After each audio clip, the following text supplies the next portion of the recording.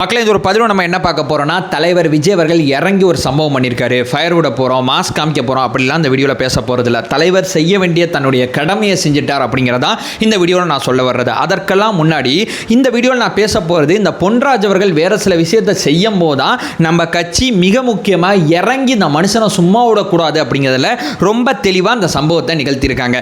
இந்த வீடியோவில் நம்ம இதை பற்றி பேசலாம். அடுத்து ஒரு வீடியோ நான் ரெடி பண்ணிகிட்டு இருக்கேன்.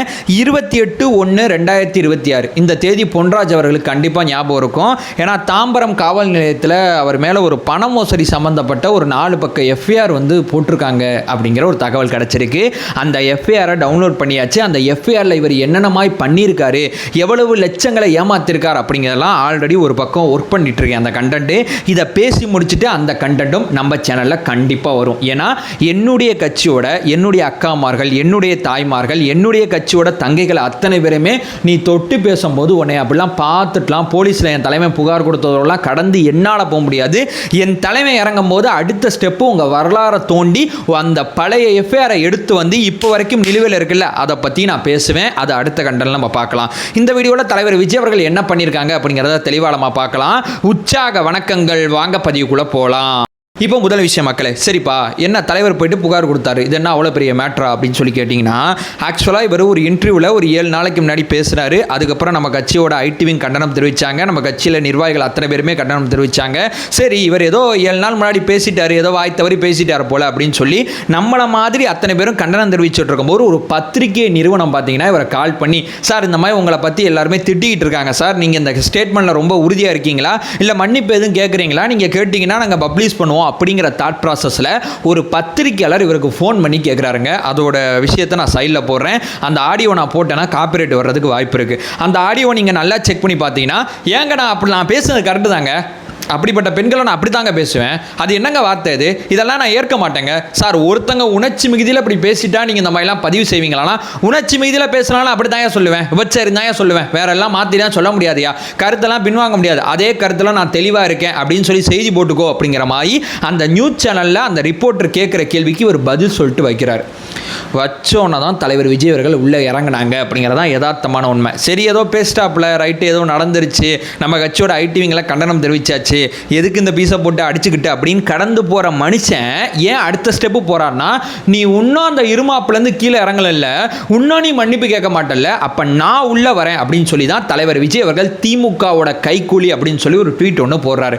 தலைவர் விஜய் அவர்கள் இந்த ட்வீட் போட்டோன்னா நம்ம கட்சியோட மாநில நிர்வாகிகள் அத்தனை பேருமே இந்த சப்ஜெக்டை கண்டம் பண்ணி ஏகப்பட்ட விஷயங்களை தொடர்ச்சியாக போட்டாங்க. நம்ம கட்சியோட ஐடிவிங், நம்ம கட்சியோட விச்சுவல் வாரியர்ஸ் அத்தனை பேருமே. இது மட்டும் இல்லாமல் நான் இந்த இடத்துல மென்ஷன் பண்ணணும், மாற்று கட்சியில் இருக்கக்கூடிய பெண்கள், மாற்று கட்சியில் இருக்கக்கூடிய சகோதர சகோதரிகள் நிறையா பேருமே இது தப்புங்க, ஒரு மன்னிப்பு கேட்கணும் அப்படின்னு சொல்லி இந்த விஷயத்தில் நமக்கு பக்கபலமாக துணையாக நின்னாங்க. இதை நான் பதிவு செய்யணும், இது எல்லாத்தையும் பார்த்தேன். சரி இப்போ அது தலைவர் விஜய் அவர்கள் இறங்கின பிறகு அது பொன்ராஜ் அவர்கள் மன்னிப்பு கேட்பாரான்னு பார்த்தா, பொன்ராஜ் அவர்கள் மறுபடியும் ஒரு பேராகிராஃப் எழுதி வச்சிருக்காரு. மன்னிப்பு அப்படிங்கிறதெல்லாம் கேட்க முடியாது, ஏன்னா மேலே சில விஷயம்லாம் அவர் சொல்கிறாரா, இதெல்லாம் விஜய் அவர்கள் செஞ்சார்னா மேபி நான் பேசுனதில் அந்த பொண்ணோட மனசு எதுவும் புண்பட்டு இருந்துச்சுன்னா நான் மன்னிப்பு கேட்டுக்கிறேன் அப்படிங்கிற ஒரு ஸ்டேட்மெண்ட்டை இவர் எழுதியிருக்காருங்க. அது எல்லாத்தையும் நீங்கள் செக் பண்ணி பார்த்தீங்கன்னு வைங்களேன், 1 நம்பர் பிற்போக்குத்தனமான கருத்துக்களை வரிசையாக பதிவு செஞ்சிருக்காரு. விஜய் ஏன் அதை செய்யலை, காருக்கு முன்னாடி விழுந்தாங்களே அதை ஏன் கவனிக்கிற, விஜய் ஏன் தன்னுடைய குடும்பத்தை பார்க்கல, விஜய் ஏன் அதை பண்ணலை, விஜய் ஏன் இதை பண்ணலைன்னு சொல்லி எங்கெங்கேயோ கிடைக்கல பிட்டு செய்தி, அது எல்லாத்தையும் சேர்த்து ஏதாவது எழுதணும். பெண்களுக்கு எதிராக தான் அந்த கட்சி இருக்குங்கிற மாதிரி ஒரு தோற்றத்தை உருவாக்குற மாதிரி ஒரு ட்வீட்டை எழுதி பயந்து போய் முதலமைச்சர் மு.க. ஸ்டாலின் இருக்கார்ல, அவருக்கு டேக் பண்ணி அந்த ட்வீட்டை போட்டிருக்காரு. இதுவரைக்கும் முதலமைச்சர் பேர் வரல, முதலமைச்சர் வார்த்தையை பயன்படுத்தலை, ஏன்னா அவங்க காலிலே கழட்டி விட்டாங்க. எப்பா நீ பேசுனது ரொம்ப தப்பு, நீ வேற அந்த பத்திரிகையாளர்கிட்ட ஒரு மாய் பேசியிருக்க, சும்மாவே செய்வாங்க, இதில் பத்திரிகையாளர்கிட்ட நீங்கள் ஒரு மாய் பேசுன ஆடியோ வேற வந்துருச்சு, அந்த ஆடியோட ரெக்கார்ட் பண்ணி அந்த பத்திரிகையாளர் வெளியே போட்டாரு, இனி ஒன்னே என்னால் காப்பாற்ற முடியாது, நாங்கள் அப்படியே அத்து விட்டு ஓடிடுவோம், இதுதான் எங்களுடைய வழக்கம். அதனால தான் கட்சிக்காரனை மீடியாவில் பேச விடாமல் நாங்கள் மிக முக்கியமாக பத்திரிகையாளர்கள் அவங்க இவங்க விமர்சகர்கள்னு சொல்லி ஏதோ ஒரு பேரை போட்டு திமுக ஆதரவாக பேசிக்கிட்டு இருக்கோம். பிரச்சனை வந்தால் அறுத்து விட்டுட்டு ஓடுறது தான் எங்களுடைய அஜெண்டா, எங்களுடைய நோக்கம்னு சொல்லி அறுத்து விட்டு ஓட்டாங்க. இந்த மாதிரி நடந்துக்கிட்டே இருக்கும்போது இந்த மாதிரி விஷயங்கள்லாம் தலைவர் பார்த்தாரு. நம்ம போட்ட ட்வீட்டையே கோட் பண்ணி சம்மந்தம் இல்லாத சில விஷயத்தை போட்டு ரொம்ப கேவலமாக அந்த மனுஷன் பண்ணார்னா அந்த மனுஷனை விட்டு வச்சா சரியாக இருக்காது அப்படின்னு சொல்லி நேராக ஒரு கம்ப்ளைண்ட் எழுதுறாப்புல. அந்த கம்ப்ளைண்ட்டை பார்த்தீங்கன்னா நம்மளுடைய கட்சி சார்பாக வெளியே வருது. தலைவர் விஜய் அவர்கள் எழுதின கம்ப்ளைண்ட்டை நான் சைடில் போடுறேன். அந்த கம்ப்ளைண்ட்டில் அந்த ட்வீட்டில் அவர் என்னென்னலாம் சொன்னாரோ அது அத்தனையுமே சேர்த்து டிஜிபி அலுவலகத்துக்கு ஒரு கம்ப்ளைண்ட் எழுதினார். சரி, தலைவர் கம்ப்ளைண்ட் எழுதிட்டார். உண்மைக்குமே சொல்கிறேன், தலைவர் கம்ப்ளைண்ட் எழுதிட்டாரு. அப்புறம் கம்ப்ளைண்ட்டை மெயில் பண்ணுவார், இல்லை நம்ம கட்சியோட நிர்வாகிகள் யார் மூலியமாவது போய் கொண்டு போய் கொடுக்க சொல்லுவாருன்னு தான் நான் நினச்சேன். ஆனால் தலைவர் விஜய் அவர்கள் இந்த விஷயத்தை எவ்வளோ பர்சனலாக எடுத்துக்கிட்டார்னா, நீ என்னை பற்றி என்ன வேணால் பேசிக்க, என்ன வேணால் எழுதிக்க, நீங்கள் எழுதாது கிடையாது, நீங்கள் பேசாது கிடையாது, நீங்கள் செய்யாது கிடையாது, இவ்வளோ நாள் எவ்வளவோ பண்ணிட்டீங்க, என்னைய கொலகாரன்ட்டீங்க, எனக்கு மூளை சரியில்லைன்ட்டீங்க, நான் ஒரு இரக்கம் இல்லாதவன் சொல்லிட்டீங்க, என்னுடைய தனிப்பட்ட வாழ்க்கையை குத்தி கொதறி எவ்வளவு மோசப்படுத்தணுமோ அவ்வளோ மோசப்படுத்திட்டீங்க, ஏதேதோ பெண்களோட இணைச்சு என்னைய பேசிட்டீங்க, இது வரைக்கும் என்னுடைய தனிப்பட்ட வாழ்க்கையில் நீங்கள் செய்யாதே கிடையாதுயா, அவ்வளவு செஞ்சிட்டீங்க, அவ்வளவு அவதூறு. கொஞ்ச நாளைக்கு கூட நக்கீரனில் ஒரு பத்திரிக்கையில் அந்த முகப்பு பக்கத்தில் ஒரு செய்தி வந்திருக்கும், அதெல்லாம் பார்த்து ஒரு டென்ஷன் ஆகலை. நம்மளே சொல்லுவானே, ஏன்னா இவ்வளவு இப்படி இருக்க, ஏதாவது பண்ணுனேன், யாரு மேலேயாவது வழக்கு போடனேன், மானநஷ்ட வழக்கு கேள்னேன், சும்மா உன் மேலே அவரது பரப்புறாயினே, ஏதாவது பண்ணேங்கிறது நம்ம சொல்லுவோம். அதெல்லாம் வேணாண்டா போட, நான் பார்த்துக்கிறேன் அப்படின்னு சொல்லி எல்லாத்தையுமே லெஃப்ட் ஹேண்டில் டீல் பண்ண ஒருத்தர் இன்னைக்கு டிஜிபி அலுவலகத்துக்கு தன்னுடைய கட்சியோட நிர்வாகிகள், தன்னுடைய கட்சியோட தொண்டர்களை பற்றி ஒருத்தர் அவதூறாக பேசினார். இவருக்கு ஒரு சான்ஸ் கொடுத்தேன், அந்த சான்ஸ்லேயும் தப்பு பண்ணார். மறுபடியும் ஒரு சான்ஸ் இவர் எடுத்து அந்த சான்ஸ்லேயும் தப்பு பண்ணார். இந்த பீஸை சும்மா விட்டா சரியா இருக்காது அப்படின்னு சொல்லி டிஜிபி அலுவலகத்துக்கு நேரடியாக போய் இவர் மேலே நடவடிக்கை எடுக்கணும் அப்படிங்கிற புகாரை கொடுக்குறாரு. அந்த புகாரை பார்த்த டிஜிபி நேரடியாக விஜயண்ணா வந்ததை கண்டிப்பாக யாருமே எதிர்பார்த்துருக்க மாட்டாங்க. ஏன்னா கட்சிக்காரங்க நம்மளே இது தலைவர் புகார்லாம் கொடுத்துருக்காரு, ஆனால் நேரடியாக போகிறதுக்கான வாய்ப்புகள் அமையுமா, சூழல் அமையுமா அப்படிங்கிற அந்த கொஸ்டின் மார்க் நமக்கு இருக்கும்போது நான் எதை பண்ணணும் அப்படிங்கிற ஒன்றை முடிவு பண்ணிட்டேன்னா அது நான் பண்ணி தான் ஆவேன். எந்தெந்த விஷயத்துக்கு நான் இன்வால்வ் ஆகணுமோ அந்த விஷயத்துக்கு நான் இன்வால்வ் ஆகவே ஆவேன். ஏன்னா இது என் கட்சியில் என் தலைமையை நம்பி பயணிக்கிற தமிழ்நாட்டு பெண்களை விபச்சாரி அப்படிங்கிற ஒரு வார்த்தையை பயன்படுத்துகிற ரொம்ப கொச்சையான ஒரு விஷயத்தை அவர் பண்ணியிருக்காரு. மன்னிப்பு கேள்னா மன்னிப்பு கேட்க மாட்டேன் அப்படிங்கிற எகத்தாளமாக நடந்துக்கிறாரு.